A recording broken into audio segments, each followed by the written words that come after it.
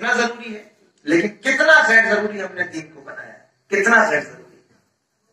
غور کیجیے، ولیمے کی دعوت ہے، جیسے آپ بیٹھے ہیں ماشاءاللہ بہت لوگ ہیں، میں یہ بات نہیں کر رہا ہوں، لیکن بہت سارے لوگ نہیں بھی آئے ہوں گے، حالانکہ معلوم ہوگا ان کو کہ مجلس تھی، تو الحمدللہ جتنے ہیں بہت ہیں۔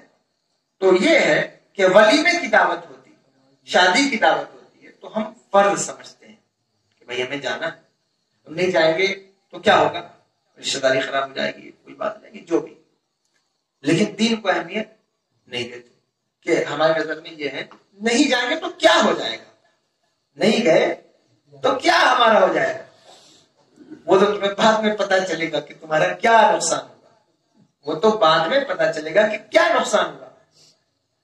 اور یہاں بیٹھ جب انسان قبر میں اترے گا، ہو سکتا ہے کوئی مجلسی اس کے لیے ذریعہ نجات بن جائے، کوئی مجلس ہی اس کے لیے ذریعہ نجات بن جائے کہ فلاں جگہ ایک مجلس ہوئی تھی تو اس میں یہ بندہ بھی بیٹھا تھا، چلو اس کو تو مجلس کام آ جائے گی، اور زندگی میں جو کام آنا ہے وہ تو خیر اپنی جگہ ہے ہی ہے کہ اس کا بہت زیادہ کام ہے۔ تو اس لیے اس دین کی اہمیت کو سمجھیے، اس کو سمجھیے میرے بھائیوں کہ دین بہت ضروری ہے، اہمیتوں کا حامل ہے، اور بڑی مشکلوں سے آپ تک پہنچایا گیا ہے۔ میں جب دیکھتا ہوں مسلمانوں کو دین سے بیزار تو مجھے بڑی تکلیف ہوتی، دکھ ہوتا ہے کہ یا اللہ، یہ ان لوگوں کے لیے اتنی محنت کی گئی، اتنی محنت کی گئی جن کو دین کی پرواہ نہیں ہے، جن کے سامنے دین کا نام لیا جائے تو نام منہ بن جاتا ہے کہ یہ آگے سنانے، بتانے، پڑھانے، ان کے لیے محنت کی گئی۔ تمہارے لیے میرے نبی نے پتھر برداشت کیے، تمہیں ہمیں ایک خروج بھی آ جائے تو ہم سوچتے ہیں کہ یا اللہ یہ دین کا کام کر رہے تھے، جلسہ کر رہے تھے، لائٹنگ لگا رہے تھے، کسی کو اللہ نہ کرے کرنٹ مار دے، کسی کا ہاتھ کٹ جائے، تو کہتا ہے نا کہ بھائی دین کے لیے ہم کام کر رہے تھے، ہمارے لیے یہ ہمارے ساتھ ہو گیا، یا ہم ایک وقت کی دکان ہماری بند ہو گئی، حضرت آج تو جلسے کے چکر میں دکان ہی نہیں کھولے، صبح سے لے کے شام ہو گئی دکان ہی ہم نے نہیں کھولا، آج تو ہم دکان گئے ہی نہیں جلسے کے چکر میں۔ میں تم سے پوچھتا ہوں، ٹھیک ہے اچھی بات ہے، لیکن بتاؤ تمہاری دکان زیادہ اہمیت والی ہے یا حضرت علی اکبر کی جوانی زیادہ اہمیت والی تھی؟ تمہاری دکان سے حضرت علی اصغر کا کیا مقابلہ؟ تم ایک وقت کی دکان قربان کرتے ہو تو سوچتے ہو کہ ہم نے آج جلسے کے لیے، مسجد کے لیے، مدرسے کے لیے ایک وقت کی کمائی جو ہے وہ قربان کی ہے۔ مجھے بتاؤ اولاد مصطفیٰ ساری کی ساری دین کے لیے میدان کربلا میں کٹی، یہ مثال کے لیے سمجھا رہا ہوں کہ آپ کی اہمیت اور ان کی اہمیت، ان کی بات کیا ہے۔ حضرت علی اصغر کی جوانی کی مثال نہیں دی جا سکتی، ان کی اہمیت بیان نہیں کی جا سکتی، لیکن ان کو میدان کربلا میں صحابہ کرام کی زندگیاں، بڑے بڑے حفاظ، حافظ تھے قرآن پاک کے، جنہوں نے جانیں پیش کی، مال پیش کیا، اولاد پیش کی، سب کچھ پیش کیا دین کے لیے۔ تو میں یہ سوچتا ہوں کہ یہ کیسے لوگ ہیں جن کو معلوم نہیں کہ ان کے لیے کیا کچھ کیا گیا ہے، اور یہ اس کو رائگاں کر رہے ہیں۔ اتنا بھی احسان نہیں، اتنا بھی ہوش نہیں کہ جو ہے یہ تو سمجھے کہ یہ ہمارے لیے کیا گیا ہے، ہم کو کنتم خیر امہ کہا گیا ہے، ہمیں بہترین امت بنایا گیا۔ اگر اللہ نے ہمارے نبی کو امام الانبیاء بنایا تو اللہ نے تم کو بھی امتوں میں سب سے بہترین امت بنایا۔ اگر میرا نبی نبیوں میں ممتاز ہے تو تم امتی امتیوں میں ممتاز ہو، تمہاری جیسا کوئی امتی بھی تو نہیں ہے۔ اللہ نے لقد کرمنا بنی آدم کا تاج بھی تو تمہارے سر پہ رکھا ہے، کہیں تم کو وَكَذَلِكَ جَعَلْنَاكُمْ أُمَّةً وَسَطًا لِتَكُونُوا شُهَدَاءَ بنایا، شہداء علی الناس بنایا، وَيَكُونَ الرَّسُولُ عَلَيْكُمْ شَهِيدًا بنایا، تم کو گواہ بنایا۔ حضور نے کیا فرمایا؟ میدان محشر میں 120 صفیں ہوں گی، سارے اولین و آخرین کی 120 صفیں لگیں گی، اس میں 80 صف میری امت کی ہوگی۔ یہ مقام تم کو اللہ، لیکن تمہاری کنڈیشن کیا ہے کہ دین کی اہمیت نہیں، دین کو معمولی سمجھا پا سکتا، یعنی سارا کام ہو جائے گا۔ اچھا ہمارے یہاں جو پروگرام بھی ہوتے ہیں وہ یہی ہوتے ہیں کہ جب بھی آپ کسی علاقے میں پروگرام کیجیے، یا آپ کو سمجھانے کے لیے کہہ رہا ہوں، جب بھی کسی علاقے میں پروگرام کیجیے، لوگ کہتے ہیں ایسا ہے کہ شام کو پروگرام رکھیے، تو میں کہتا ہوں لوگ کہتے ہیں جو لوگ پروگرام آرگنائز کرتے ہیں وہ کہتے ہیں شام کو کیوں دن میں رکھ لیتے ہیں, صبح ہو جائے گا دوپہر میں. کہیں نہیں, دن میں کوئی آئے گا نہیں. کیوں نہیں آئیں گے؟ کیا روز پروگرام ہوتا ہے؟ روز ہوتا ہے کیا؟ روز تو نہیں ہوتا. تو دن میں کیوں نہیں آئیں گے؟ دکان کا مسئلہ ہوتا ہے. یعنی جب ہم دکان کر لیں گے, میں برا نہیں کہہ رہا ہوں اس کو, اچھی بات ہے, شام کو ہی کرو, آؤ تو صحیح, کم سے کم سنو تو صحیح. لیکن یہ آپ اہمیت دیکھیے کہ میں دکان بند کر کے کیسے جلسے میں آ سکتا ہوں, دکان بند کر کے کیسے جمعہ میں آ سکتا ہوں. جمعہ جیسا دن, جمعہ کے جیسا, چونکہ بات اہمیت پر آ گئی تو اہمیت پر ہی بات سن لو. جمعہ کے جیسا دن قرآن کی نص موجود ہے کہ اللہ کہتا اذا نودی للصلاۃ من یوم الجمعہ فسعوا الی ذکر اللہ. خرید و فروخت وذروا البیع کا حکم آیا کہ جو ہے وہ خرید و فروخت نہ کرو جب منادی تمہیں ندا دے دے جمعہ کے لیے. لیکن مجھے بتائیے کتنے لوگ ایسے ہیں جو جمعہ کے دن اس چیز کا اہتمام کرتے ہیں کہ بھائی چلو جمعہ سے پہلے ہم آدھا گھنٹہ پہلے دکان اپنی بڑھا دیتے ہیں یا بند کر دیتے ہیں, سارے لوگ چلے جاتے ہیں جمعہ کے لیے. نہیں کرتے. اہمیت نہیں ہے. اس اہمیت کو سمجھیے. دین بعد میں سمجھیے گا, پہلے دین کی اہمیت کو سمجھیے. دین اس وقت تک آپ کے سمجھ میں نہیں آئے گا جب تک آپ دین کی قدر نہیں کرتے, دین کی اہمیت نہیں سمجھتے. میرے بھائیوں, دین بہت قیمتی شے ہے, بہت قیمتی چیز ہے. میرے آقا سرور عالم صلی اللہ علیہ وسلم نے کیا نہیں کیا اس دین کے لیے اور آپ کے لیے. محنتیں کی, پتھر برداشت کیے. حضور طائف تشریف لے گئے تو حضور کی نالین مبارک خون سے بھر گئی. کبھی حضور کے دندان مبارک شہید ہو گئے, کبھی حضور کے چچا کا کلیجہ چبایا جاتا رہا. حضور کے صحابہ جن کے پاس پہننے کے لیے پیر میں چپلیں نہیں تھی, سر پہ ٹوپیاں نہیں تھی, لباس اچھے نہیں تھے, تلواریں نہیں تھی, وہ اس دین کے لیے دوڑتے رہے. ان کی ساری زندگی اس دین کے لیے لگی. انہوں نے کبھی نہیں کہا پلٹ کر کے یا رسول اللہ ہماری دکان تو, ہم دکان کب جائیں گے, ہم بزنس کب کریں گے. انہوں نے کبھی نہیں کہا یا رسول اللہ مکہ ہم سے چھوٹ گیا. انہوں نے کبھی نہیں کہا یا رسول اللہ ہماری اولادیں قربان ہو گئی. انہوں نے کبھی نہیں کہا کہ یا رسول اللہ ہمارا تو یہ نقصان ہو گیا. جبکہ تم دیکھو پلٹ کر کے صحابہ نے کس قدر قربانیاں دی, کس قدر حضور کی بارگاہ میں قربانیاں دی. اور پھر اس کے بعد آ جاؤ, آگے چلتے چلے آؤ. جن لوگوں نے دین پھیلایا, دین کے لیے محنت کی, وہ ایسے تو نہیں تھے. ساری زندگی انہوں نے دین کے لیے لگا دی, ساری زندگی دین کے لیے لگا دی, ایک ایک لمحہ دین کے لیے لگا دیا. کوئی ان کا وقت ایسا نہ رہا جو دین کے لیے انہوں نے محنت نہ کی ہو, کوشش نہ کی ہو, جدوجہد نہ کی ہو. آج کسی انسان کو ایک بیماری ہو جائے, ایک پریشانی ہو جائے تو وہ گھر سے باہر نہیں نکلتا, شادی بیاہ ترک کر دیتا ہے کہ مجھے بیماری ہے, میں اس مرض میں مبتلا ہوں, میں کہیں نہیں جاؤں گا, آؤں گا. لیکن میں نے دیکھا دین کی خدمت کرنے والے جن کو 50 مرض ان کے ساتھ لگے رہے لیکن وہ دین کا سفر کرتے رہے.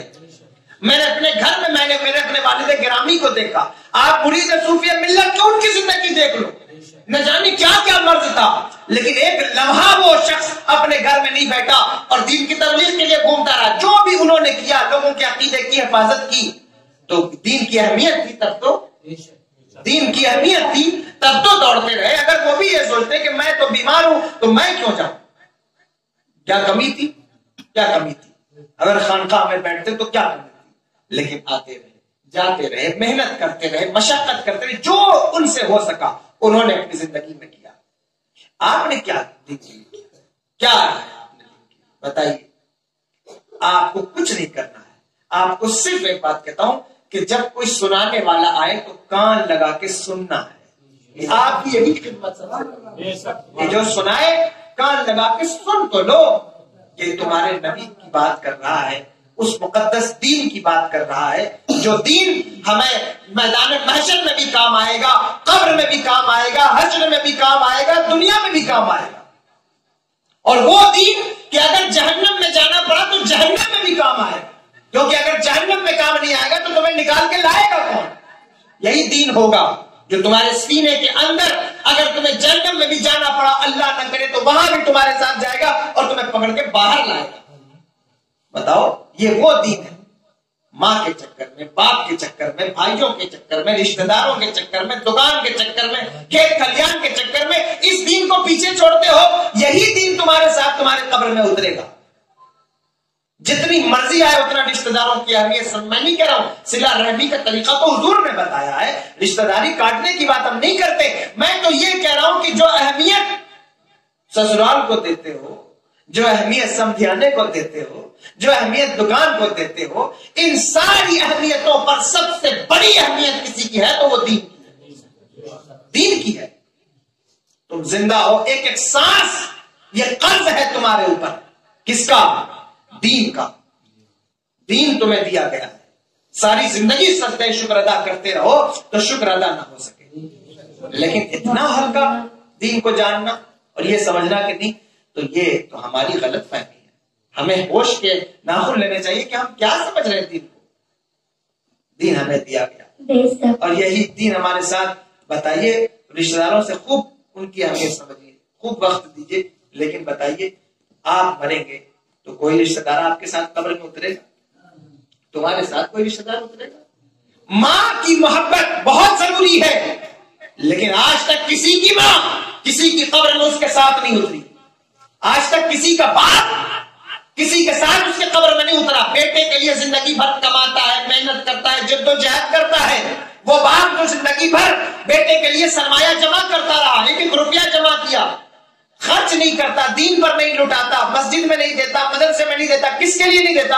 बेटे के लिए कि मेरे बेटों की जिंदगी, मेरे बेटों का फ्यूचर, मेरे बच्चों का मुस्तकबिल, मेरे बच्चों का भविष्य, ये सोचकर सारी जिंदगी नेकी के काम से रुकता रहा। नमाज भी तर्क किया, रोजा भी तर्क किया बच्चों के लिए। लेकिन मुझे बता, जब तू अपनी कब्र में उतरा तो क्या तेरी औलाद तेरे साथ कब्र में उतरी? नहीं उतरी। तेरी माँ तेरे साथ उतरी? नहीं उतरी। कौन उतरा तेरे साथ कब्र में? वही दीन जो तेरे साथ कब्र में उतरा, वही है प्यारा जो तेरे साथ कब्र में उतरा। उससे पूछा गया कि बता तेरा दीन क्या है, तो भाई तो यही बताना है कि यही दीन है।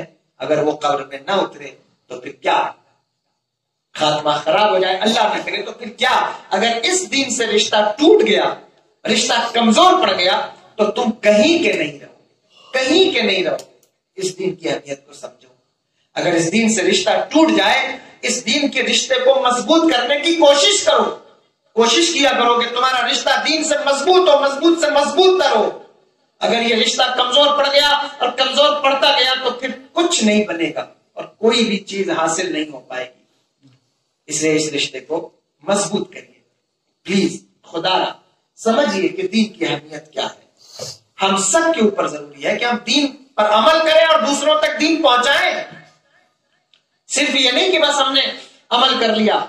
अमर बिल मारूफ का पैगाम भी हमें दिया गया है, नहीं अनिल मुनकर का हुक्म भी दिया गया है, भलाई से की तरफ बुलाना, बुराई से रोकना, ये पैगाम हमको दिए गए, तो हमें इस पर अमल करना है। हमें भी चाहिए कि हम भलाई की दावत दें, बुराई से रोकें। ऐसा थोड़ी कि ये सिर्फ जिम्मेदारी हमारी है, तुम्हारी भी जिम्मेदारी है। 5 वक्त 4 वक्त 3 वक्त अल्लाह खाना देता है, खाना देता है, पानी देता है, ग़िज़ा देता है, ऑक्सीजन देता है, सब कुछ वो तुम्हारा रब देता है। कभी गौर कर लिया करो कि रब ने कितनी सहूलतें प्रोवाइड की हैं, कितनी आसाइशें तुम्हें दी हैं। गौर करिए, एक छोटी सी आंख है, इस आंख पर गौर कर लो।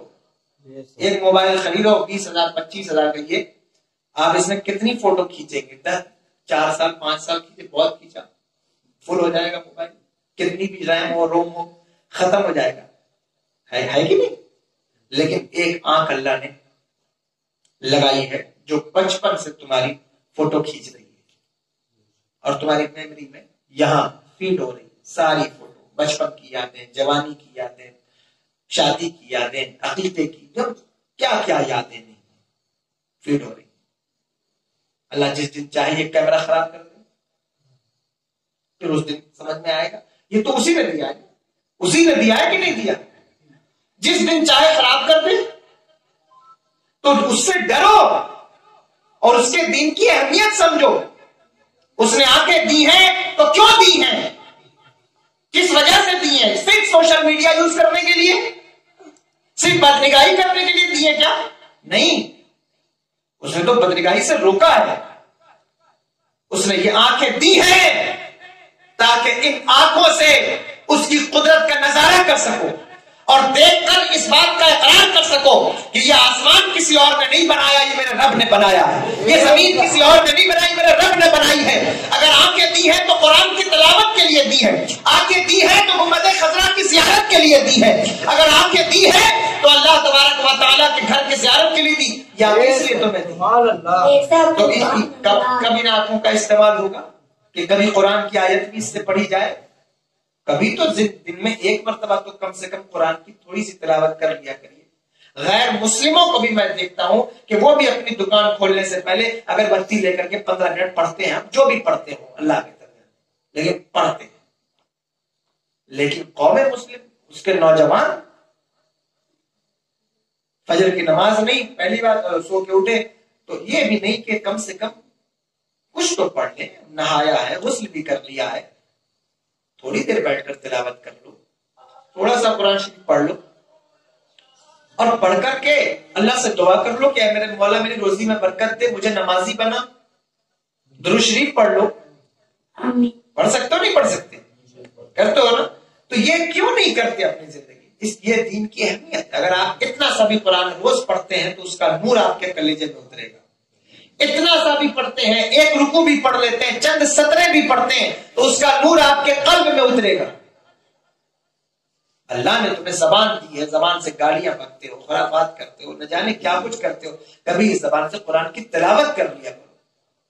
غیبت, دن رات غیبتیں ہوتی ہیں, تمہارے گھر غیبتوں سے مہک رہے ہیں, بدبو ہے وہاں غیبت کی, فرشتے بھی نہیں آتے, غیبتیں ہو رہی ہیں, چغلیاں ہو رہی. تو کبھی اس زبان کو پاک کرنے کے لیے اس پر اللہ کا ذکر بھی جاری کیا کرو, اللہ کا ورد بھی کیا کرو, دن میں ایک مرتبہ قرآن کی تلاوت بھی کیا کرو, درود پاک بھی پڑھا کرو. ہونا تو یہ چاہیے کہ جہاں نبی کا ذکر ہو, لوگ خود بخود ان کی طبیعت کا میلان اس طرف ہو جائے اور دوڑ کر چلے آئے, بھاگ کر آ جائیں. ہونا چاہیے. تو یہ کب ہوگی؟ جب دین کی اہمیت کو سمجھیں گے. 11:15 بج گیا, میں نے نہیں دیکھا. تو یہ جب آپ سمجھیں گے دین کی اہمیت کو, تب یہ چیز ہوگی. اس چیز کو سمجھیے. اللہ تبارک و تعالیٰ بہت کریم ہے, بہت رحیم ہے, لیکن ایک بات یاد رکھیے گا, وہ قہار بھی ہے, جبار بھی ہے. اس کی شان رحیمی تو آپ نے سنی ہے, اس کی جو قہار والی صفت ہے, جو جبار والی صفت ہے, وہ بھی بہت زبردست ہے. جب اللہ کسی کی ڈور کھینچتا ہے تو پھر اسے موقع نہیں دیتا, وقت نہیں دیتا. اللہ پہلے تو ڈھیل دیتا ہے, چلو دیکھتے ہیں تم کیا کرتے ہو, کب میری طرف پلٹتے ہو, کب میری طرف آتے ہو, کب تمہیں فرصت ملتی ہے, کتنے دن بعد ملتی ہے. دن میں صبح نہیں ملی, چلو ظہر میں دیکھتے ہیں, ظہر میں نہیں ملی, اصل میں دیکھ, اصل میں نہیں آئے, مغرب میں دیکھتے ہیں, عشاء میں دیکھ, 1 دن 2 دن 3 دن 4 دن 5 دن, چلو جمعہ میں دیکھتے ہیں. جمعہ میں آ گئے, رمضان کے روزے نہیں رکھے, زکات نہیں دی, چلو ٹھیک ہے اگلے سال اور اگلے سال, سال گزرتا گیا, سال پر سال گزرتا گیا. اللہ تمہیں ڈھیل دے رہا ہے, اللہ تمہیں چھوڑ رہا ہے, لیکن جس دن وہ اپنی ڈور کھینچے گا, جس دن اس نے ڈور کھینچی, اس دن وہ ساری سہولتیں بند کر دیتا ہے. جس دن اسے جلال آتا ہے, اس دن ساری سہولتیں ختم ہو جاتی ہیں. لاکھ تم نے پیسہ کمایا, لاکھ تم نے دولت اکٹھا کی, لاکھ تم نے سرمایہ کمایا ہے, اللہ کی راہ میں دینے سے بچے ہو, خرچ کرنے سے بچے ہو, سر جھکانے سے بچے ہو, جتنی بھی دولت تم نے اکٹھا کر لی ہو, اللہ جس دن ڈور کھینچے گا, اس دن ایک لقمہ بھی منہ میں اتارنے کے لیے محتاج ہو جاؤ گے, پریشان ہو جاؤ گے, اور چاہ کر بھی ایک لقمہ منہ میں اتار نہیں سکتے, چاہ کر بھی نہیں کر سکتے. میں نے دیکھا ہے, اللہ تعالیٰ کرم فرمائے, رحم فرمائے, اور ہمیں ان آسائشوں پر شکر کی توفیق دے. جس دن وہ ڈور کھینچ دیتا ہے, رزق بند کر کے اللہ کسی کا نہیں کھا سکتے, ایک لقمہ نہیں کھا سکتے, ایک نوالا نہیں کھا سکتے, پانی نہیں پی سکتے. اللہ محفوظ رکھے. ایسی سچویشن ہو جاتی ہے تو اللہ کے لیے کوئی بڑی چیز نہیں. اللہ جب چاہے ایسا کر سکتا ہے. اس سے ڈریے, اپنے رب سے ڈریے, وہ قہار بھی ہے, جبار بھی ہے.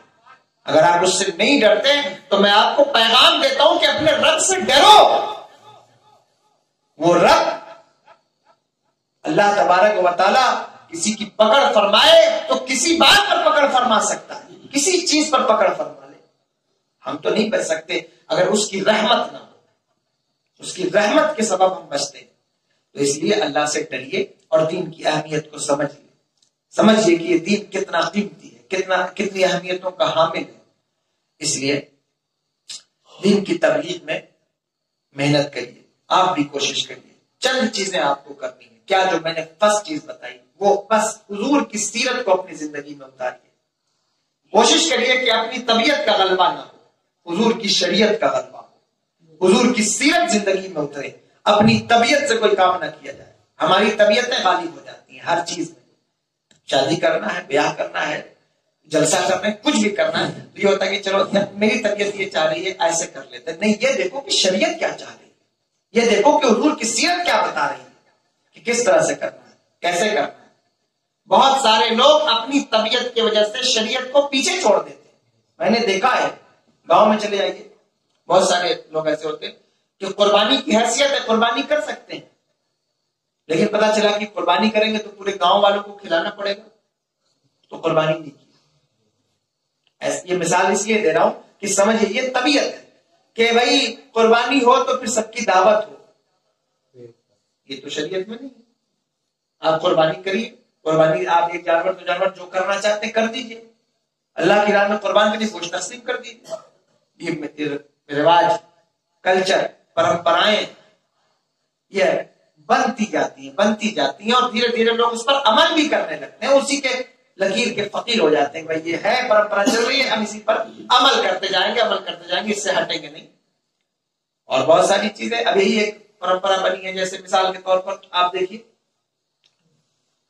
پرمپرا بن گئی کہ جمعہ کی نماز کے بعد جیسے امام سلام پھیرے دعا مانگے سارے لوگ آتے لوگ بھاگ جائیں. آدھے بھاگ جاتے میرا سنت پڑھے.